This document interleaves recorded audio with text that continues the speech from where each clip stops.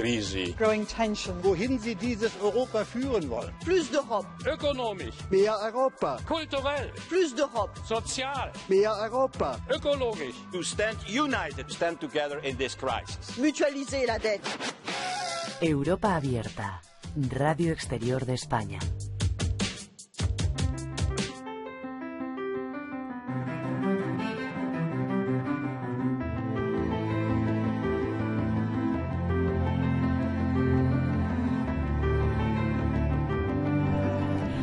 Hace poco más de una semana se presentaba la candidatura de UPyD, Unión, Progreso y Democracia, para las elecciones europeas del 25 de mayo, una candidatura encabezada por Francisco Sosa Wagner, que es el actual eurodiputado de UPyD, seguido por Maite Pagazaurtundúa y Fernando Maura, a quien tenemos hoy aquí como invitado. Muy buenos días. Hola, buenos días. La semana pasada comenzamos un breve repaso por los partidos políticos españoles sobre su apuesta electoral, de su balance de la legislatura que dejamos atrás y su propuesta de cara a los comicios de mayo.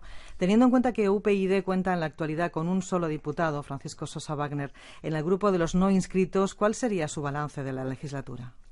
Bien, ha sido un balance que, dentro de las dificultades que tiene el estar en un grupo de no inscritos, en definitiva estar solo en el Parlamento Europeo, se han hecho bastantes cosas a pesar de todo eso. Se han planteado distintos informes por parte del eurodiputado, cosa que no es muy frecuente en el caso de los diputados no inscritos en el Parlamento Europeo, y se ha tenido una posición muy firme en defensa de los planteamientos que nuestro partido tiene también en el ámbito europeo. En esta presentación de la candidatura, una de las ideas en la que el partido UPyD puso más énfasis es defender la unidad de España. ¿Tan amenazada está esta unidad de España en la actualidad? Está amenazada porque el proyecto de nuestro país desde la transición ha sido un proyecto que estaba relativamente definido, pero desde el punto de vista del desarrollo autonómico también quedaba abierto.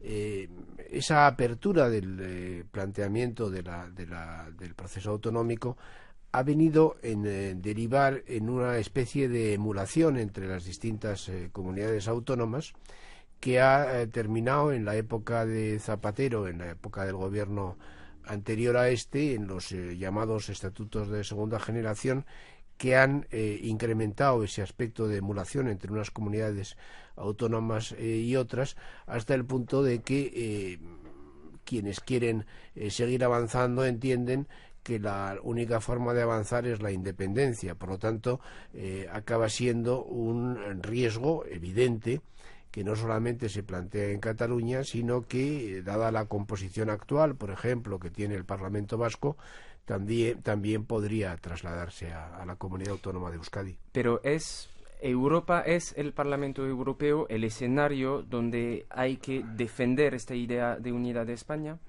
Es un escenario más, y es un escenario también importante, especialmente porque en el auge que se está produciendo a escala europea de los distintos movimientos y partidos populistas que hacen planteamientos claramente nacionalistas en cada uno de sus países, hay una corriente que de alguna manera se integra en esa posición, que es la de los nacionalismos españoles, que producen básicamente los mismos elementos y los mismos efectos disolventes que a escala europea están produciendo los distintos movimientos populistas.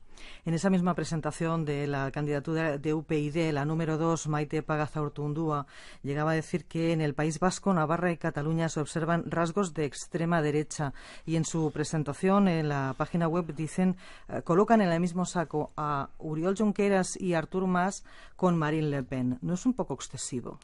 Bueno, es que yo creo que hay una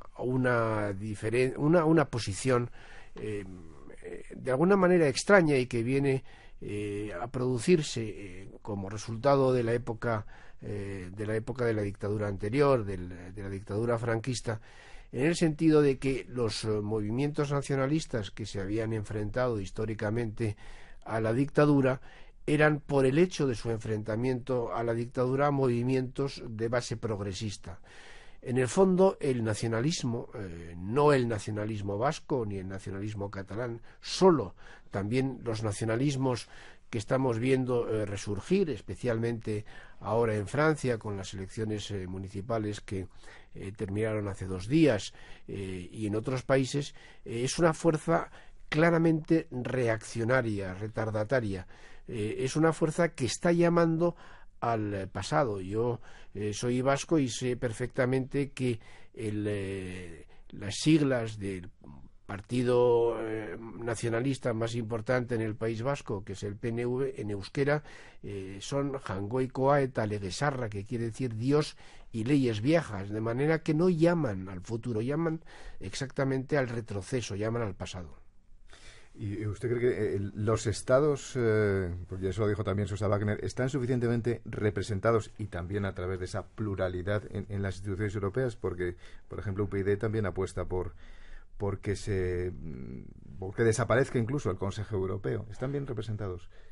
Bueno, los estados están sobre representados en la dinámica europea. De hecho, el Consejo Europeo como institución no aparecía en el principio del proyecto de la Unión Europea. Es un invento que producen los propios estados para defender su propio planteamiento y su propia fórmula de construcción, su protagonismo en la construcción europea, hasta el punto de que en la última legislatura del Parlamento Europeo, esta que está terminando ahora, los estados han llegado a marginar a la Comisión Europea y al Parlamento Europeo en la toma de las decisiones.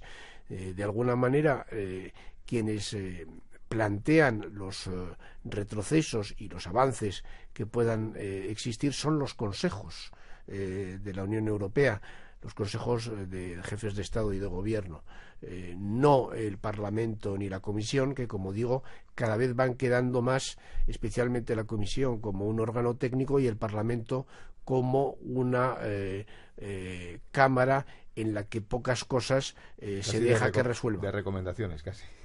Algunas veces sí. Es verdad que es importante y es una cámara que colegisla, tiene un poder de codecisión, pero lo que se trata es, por parte de los estados, de situarla en una posición marginal.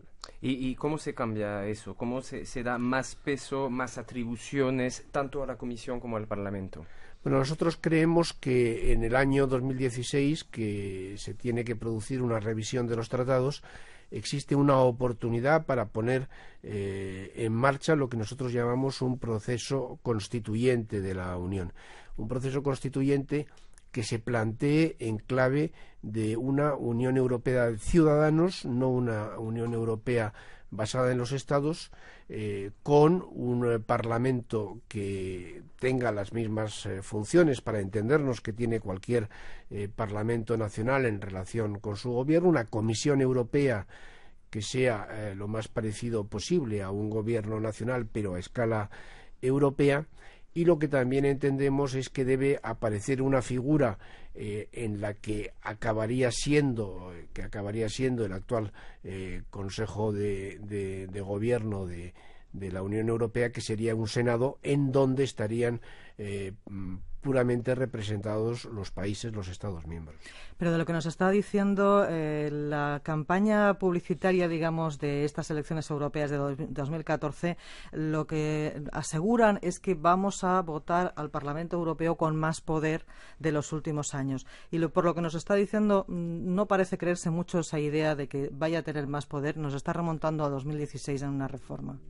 Bueno, tiene más poder desde el punto de vista de la comparación con el Parlamento Europeo anterior, entre otras cosas porque ahora se están planteando candidatos por parte de las distintas fuerzas políticas. Va a haber una situación en la que los distintos niveles de competencias van a crecer, pero nosotros entendemos que se tiene que producir una reforma profunda en el sentido de que se parezca la Unión Europea a una Europa federal, que es el proyecto que nosotros tenemos. De manera que, por una parte, reconocemos el avance, pero por otra somos bastante críticos en relación con la marcha, digamos, la velocidad con la que se está construyendo Europa. Nos gustaría que fuera bastante más rápida. Ustedes quieren precisamente eso, que haya una mayor velocidad en la unión política, en la unión económica, en definitiva que Europa aumente su influencia en el mundo. ¿Pero cómo se consigue eso?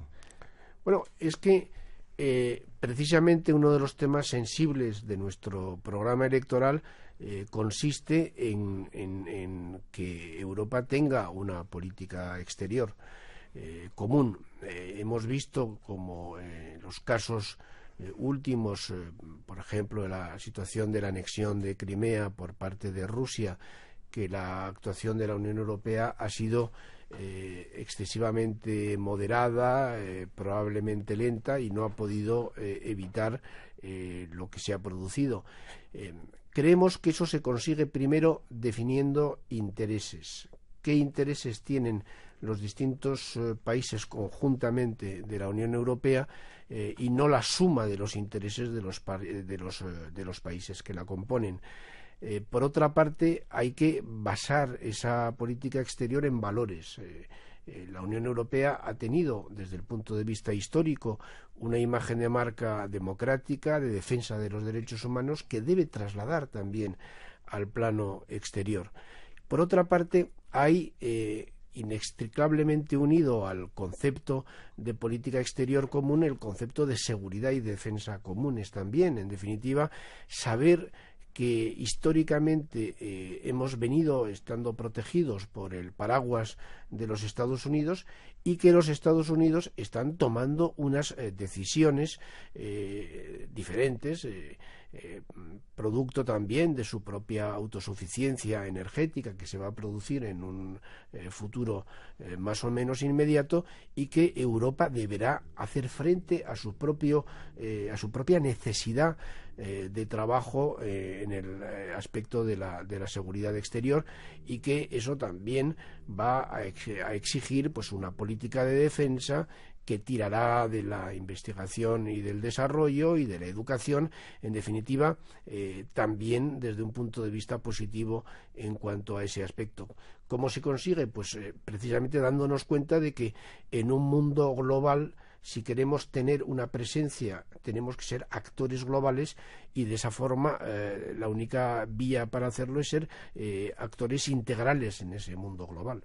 Pero estos intereses comunes existen realmente en la Unión Europea. Lo vemos en los últimos meses con la crisis de Ucrania. Hay un discurso, digamos, oficial, pero ya sabemos que, bueno, cada país ahí se mueve por sus propios intereses. Alemania con su relación con Rusia, por ejemplo. Los países del este es mucho más receloso de cara a Rusia, y, bueno, a lo mejor un país como Portugal o España, pues la crisis de Ucrania le pilla un poco lejos. Entonces, realmente hay intereses comunes en materia de defensa y en materia de política exterior para los 28 países de la Unión Europea.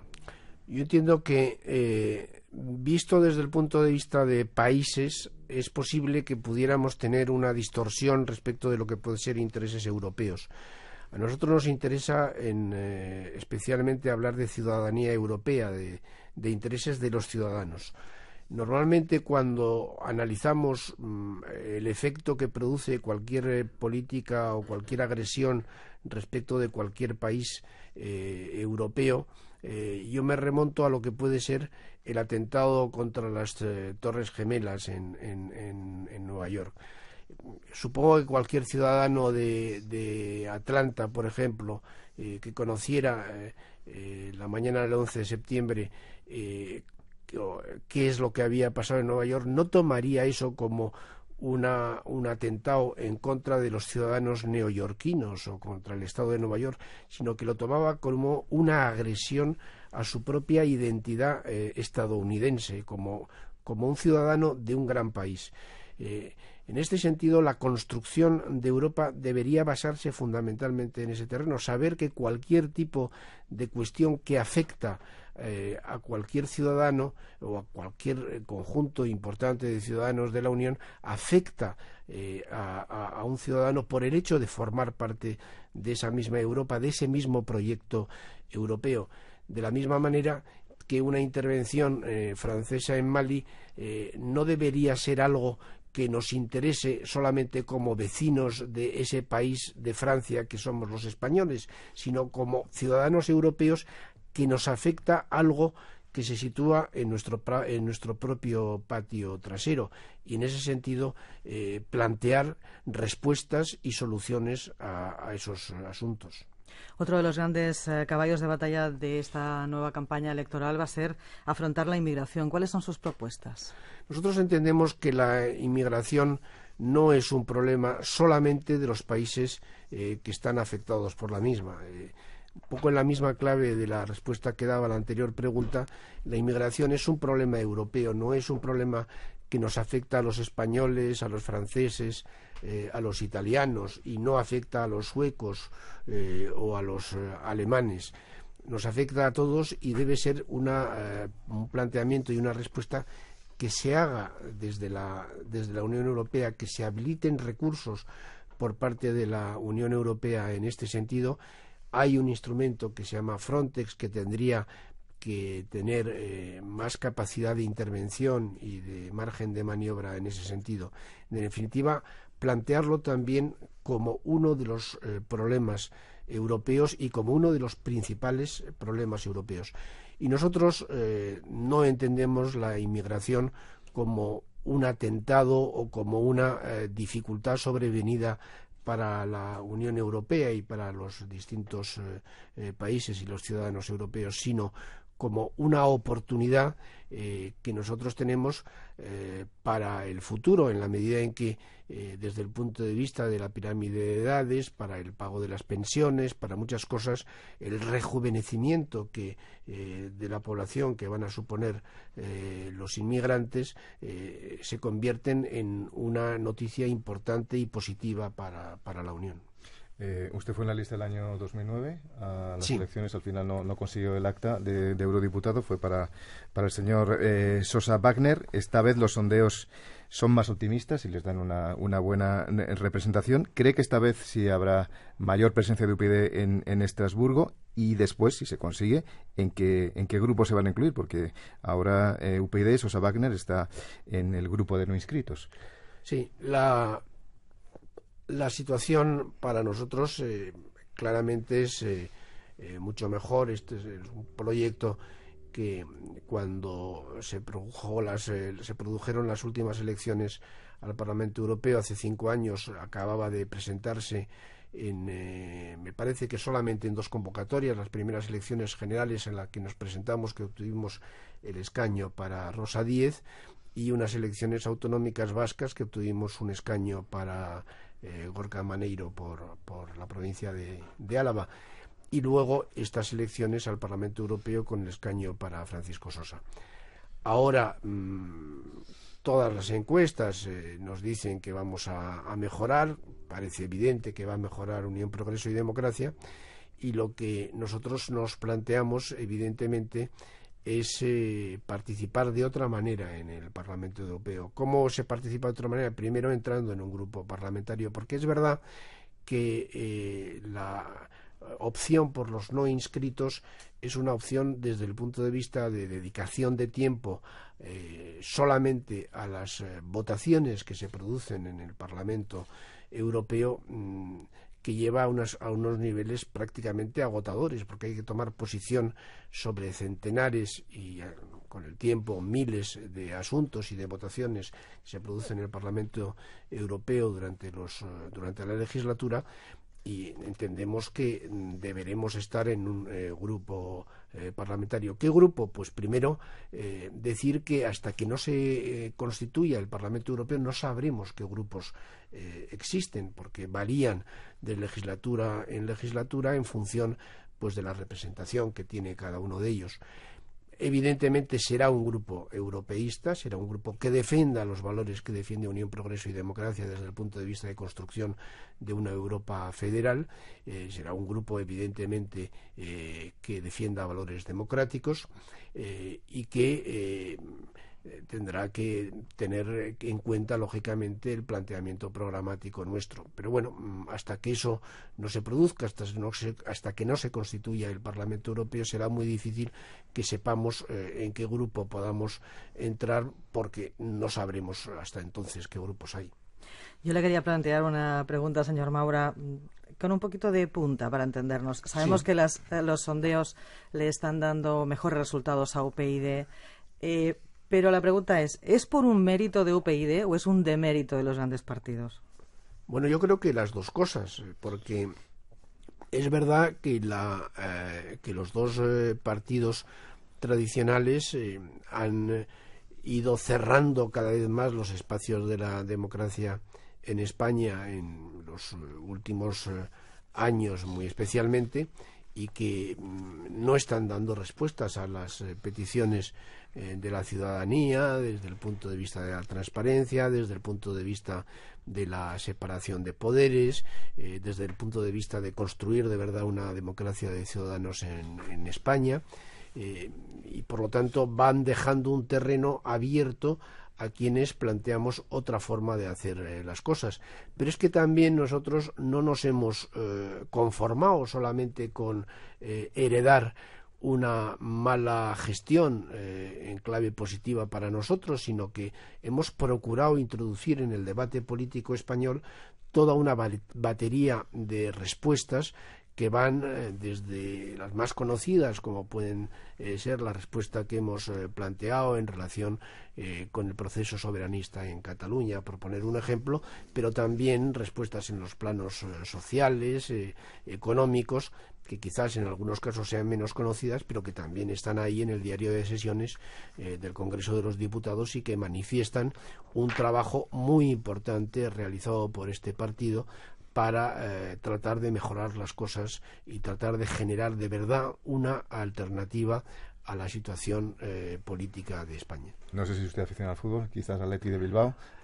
Un poco. Bueno, porque le voy a hacer la pregunta relacionada con el fútbol y con Europa, porque su partido acaba de pedir en Europa que se investigue más a un equipo que, por cierto, juega la Champions, el Atlético de Madrid, por incumplimiento de normas comunitarias sobre ayudas estatales. Se cree que se ha beneficiado de una manera que no es legal al Atlético de Madrid. ¿Cómo está ese asunto y cómo está ese asunto para otros equipos, entre ellos el Athletic de Bilbao, o el Real Madrid o el Barcelona?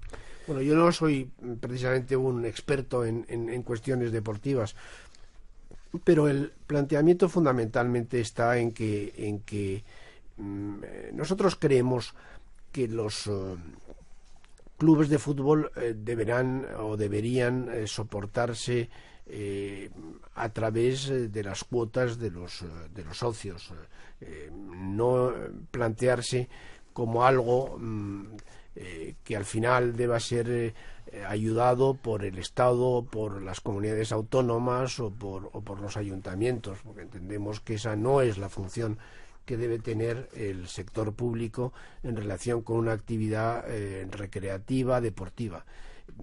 Y en ese sentido, pues pensamos que la política que se ha llevado en algunos casos en relación con esos aspectos, pues es una mala política, porque, insisto, los objetivos fundamentales que debe tener una administración pública pues deberán ser los de dar servicio a sus ciudadanos en los aspectos en los que tienen el compromiso constitucional y legal de hacerlo.